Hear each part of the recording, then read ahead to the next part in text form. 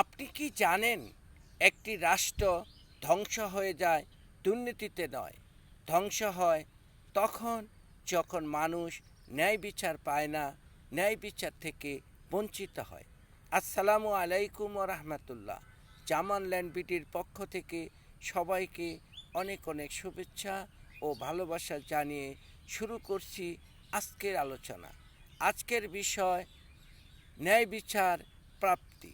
ন্যায় বিচার ভিক্ষা নয়, এটা আমার অধিকার, আপনার অধিকার, দেশের প্রতিটি নাগরিকের অধিকার। এই অধিকারটা রাষ্ট্র আমাকে দিয়েছে।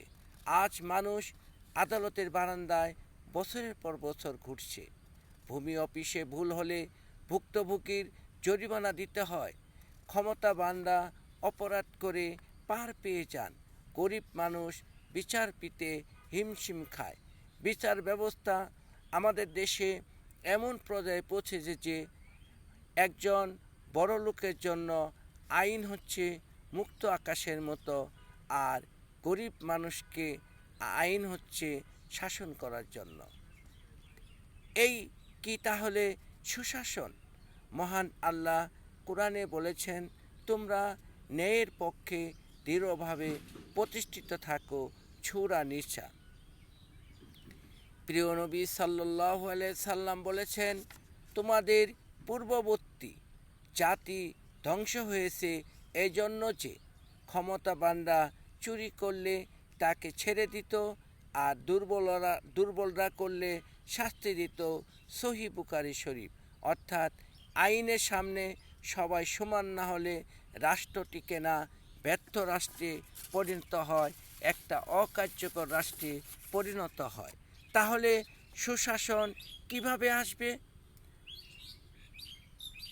নাম্বার 1, আইনের সঠিক প্রয়োগ করতে হবে। 2, দ্রুত বিচার সম্পন্ন করা। নাম্বার 3, দুর্নীতির বিরুদ্ধে জিরো টলারেন্স।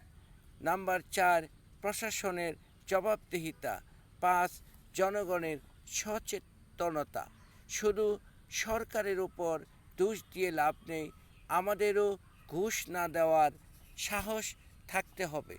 একজন মা যখন সন্তানের বিচার পান না, একজন কৃষক যখন জমির ন্যায্য অধিকার হারায়, একজন অসহায় মানুষ যখন অন্যায়ের শিকার হয়, তখন পুরা জাতির বিবেক আহত হয়।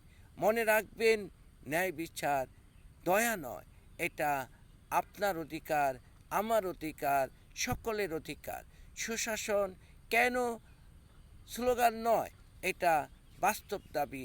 আজ থেকে আমরা ন্যায়ের বিরুদ্ধে দাঁড়াবো, অন্যায়ের বিরুদ্ধে দাঁড়াবো, নিজেও ন্যায় ও সত্যের প্রতি অবিচল থাকব, অন্যকেও ন্যায়ের কথা বলবো। কারণ ন্যায় বিচার প্রতিষ্ঠা হলেই রাষ্ট্র বাঁচবে। ধন্যবাদ সবাইকে। আল্লাহ হাফেজ।